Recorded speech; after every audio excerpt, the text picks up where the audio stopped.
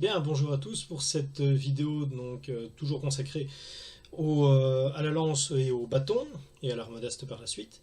Comme partie chauffement, on va faire du classique. Donc on va essayer d'un petit peu bouger. Il y a du soleil aujourd'hui, c'est un peu plus motivant. Donc vous allez me faire 100 sauts à la corde, des sauts simples, rien de bien méchant, 20 squats et 10 push-ups. Ok, simplement. Les squats, je rappelle, donc bien les genoux qui partent vers l'extérieur, les fesses qui descendent en dessous des genoux. Et alors pour les push-ups, de préférence sur les genoux, bien le poids vers l'avant et on fait travailler le triceps, puisque je ne le répéterai jamais assez, c'est le triceps qui nous permet de manier nos armes médiévales correctement. Voilà, donc vous commencez par ça, 100 sauts à la corde, 20 squats et 10 push-ups. Alors comme vous l'avez remarqué, je ne vous ai pas demandé de faire de ligne de pas de base pour cette fois-ci, parce que j'ai d'autres exercices à vous faire faire. Donc une fois que vous avez fait l'échauffement, eh bien, on va passer à du renforcement musculaire. En cette période de l'année, c'est avec le froid et tout ça, etc., on a tendance à négliger justement le côté musculaire. Eh bien, c'est l'occasion. Alors ça va être du renforcement abdominal, comme vous l'aimez. 30 secondes de planche simple, sur les coudes, sur la pointe des pieds, le dos le plus droit possible, pas trop vers le bas, pas trop vers le haut. La tête, on regarde donc juste au niveau de ses mains pour vraiment aligner toute la colonne vertébrale. Donc ça c'est 30 secondes. Puis on passe 30 secondes sur le côté gauche, puis 30 secondes sur le côté droit, puis 30 secondes de repos. Donc, et on fait ça 5 fois. Donc ça va vous prendre 10 minutes montre en main. Il y a 1 minute 30 d'effort, 30 secondes de repos. Okay, mettez-vous une bonne musique, mettez-vous un film, n'importe quoi, quelque chose avec un minuteur, votre téléphone, ça c'est pas mal aussi. Il y a des applications qui font directement le bon par 30 secondes, ça c'est à vous d'un petit peu chipoter. Mais le but est vraiment de gainer toutes ces ceintures abdominales qui, justement pour le moment, n'est pas très très utilisée vu qu'on est beaucoup assis, vu qu'on n'est pas forcément très très actif sur le plan physique. Donc c'est intéressant de la renforcer. Donc je répète, 30 secondes de planche simple, 30 secondes à gauche, 30 secondes à droite, et 30 secondes de repos, et on fait 5 rounds.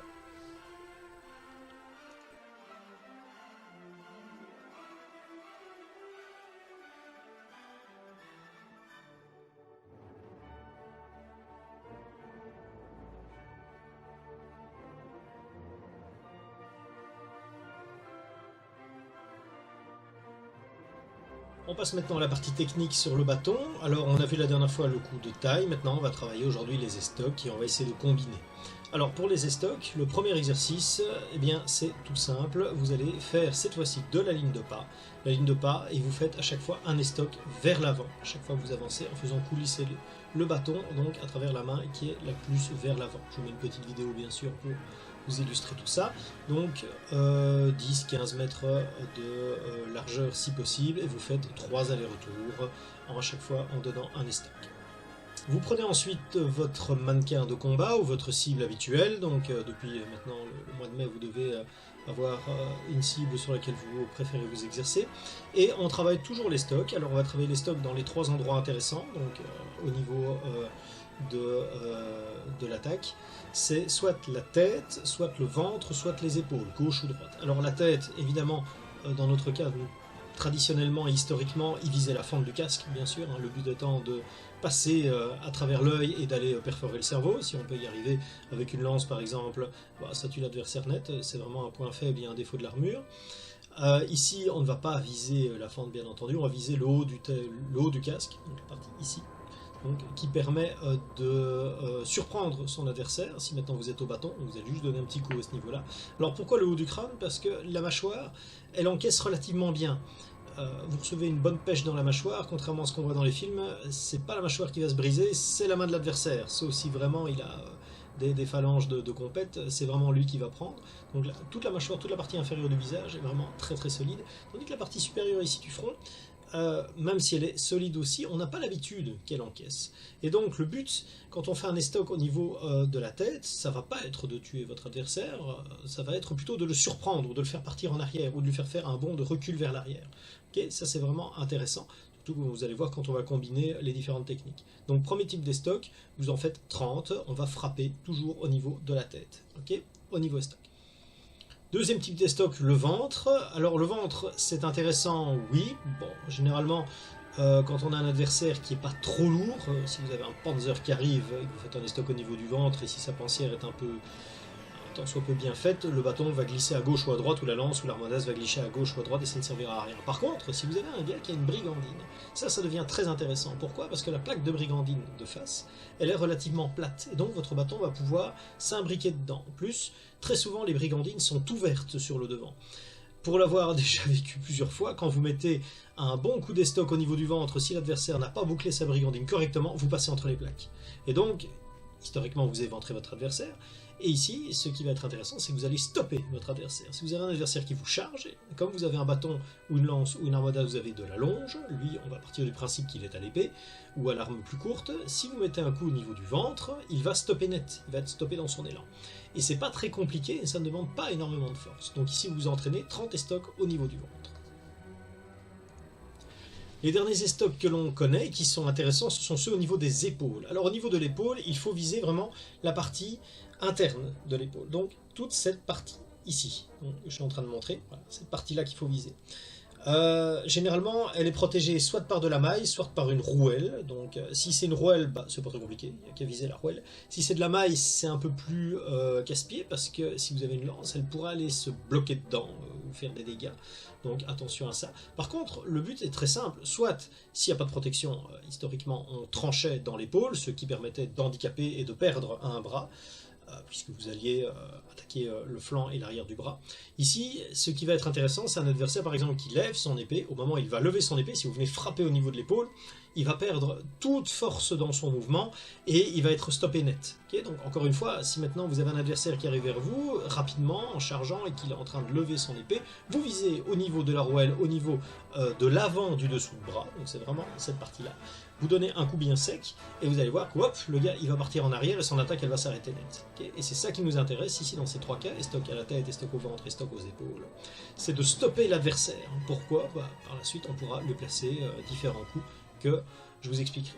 Okay, donc de nouveau 30 estoc au niveau de l'épaule gauche, 30 estoc au niveau de l'épaule droite.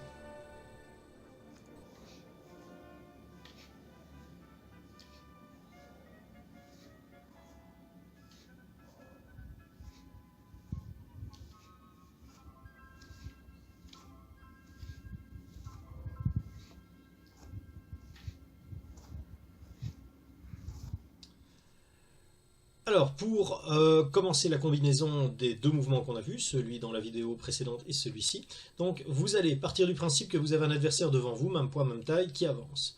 Vous mettez un premier estoc au niveau de la tête. Okay, donc côté gauche, côté droit, c'est à vous de décider, ça n'a pas beaucoup d'importance, mais pensez bien que le mouvement suivant va devoir être fait avec votre bras qui a le plus de force, le plus de puissance. Donc si vous êtes droitier, allez mettre un estoc avec la main gauche vers l'avant. Si vous êtes gaucher, allez mettre un estoc avec la main droite vers l'avant. Okay, ça c'est le premier mouvement. Deuxième mouvement, on vient se placer sur le côté de son adversaire. Une fois qu'on est placé sur le côté de son adversaire, avec le bras qui a le plus de force, on va placer le bâton, la lance ou l'armodace, c'est au choix, ou la hache de pas, c'est vrai, je ne dois pas l'oublier non plus, derrière la cheville de l'adversaire, donc le plus bas possible, pas le genou, la cheville. Et d'un grand coup sec, avec le bras tendu, on verra dans la petite vidéo que je mets après pour expliquer, ce sont les jambes et les hanches qui vont donner l'impulsion, vous allez relever votre adversaire. Okay, alors, n'essayez pas de le faire à la force de bras. Force de bras, déjà, arriver à soulever un adversaire d'un seul bras d'environ 80 kg, puisque les gars dans le médiéval sont rarement minces, plus son armure, on va dire qu'on arrive plus ou moins à 100 kg de bonhomme, avec un seul bras, en plus, même si c'est le côté le plus fort, vous n'y arriverez pas. À moins d'être un athlète surentraîné, c'est vraiment très très compliqué. Par contre, si votre bras est tendu, que vous avez bien calé votre arme à l'arrière de la cheville, et que vous vous servez des hanches et des genoux, vous y arriverez sans le moindre problème. La partie des hanches, c'est la partie où on a le plus de force. Du coup, si vous mobilisez ça et que vous donnez un grand coup donc, vers le haut, avec les hanches et les jambes, vous allez voir que le gars, il va décoller tout seul. Okay, donc, dans un premier temps, on frappe au niveau de l'estoc, au niveau de la tête. Dans un deuxième temps, on vient se placer à côté de son adversaire et on met le bâton, la lance, l'armodaste, bref, vous avez compris, l'arme à longe au niveau de la cheville, et d'un grand coup, on relève. Ce qui fait, vous allez voir, le mannequin va se casser la figure. Et une fois que l'adversaire est par terre, c'est pas plus compliqué, on l'achève. Et là, vous avez le choix de l'endroit où frapper, de le capturer, compagnie, etc. Okay, donc, essayez de vous entraîner à ça. c'est intéressant de le faire 4 fois du côté fort, 4 fois du côté faible. Le côté fort, c'est avec votre bras qui a le plus de force. Côté faible, c'est avec le bras qui a le moins de force. Mais comme je vous l'ai déjà dit, si maintenant vous travaillez bien au niveau des hanches, pas de souci, pas de problème. Normalement, vous devriez y arriver.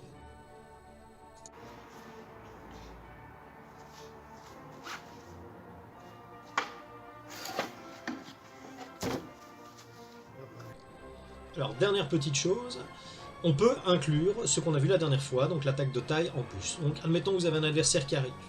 Vous mettez un estoc au niveau de la tête, au niveau du ventre. Ok, vous stoppez l'adversaire. Ce qui peut être très intéressant, c'est de le plier en deux.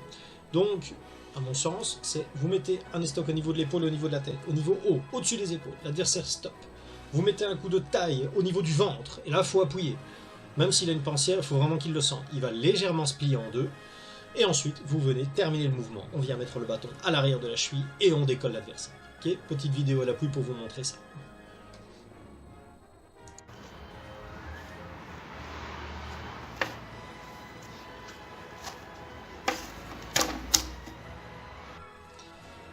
Voilà, cette séance d'entraînement consacrée, la deuxième consacrée donc au bâton de combat, il y a toutes les armes à allonge du même type, est terminée.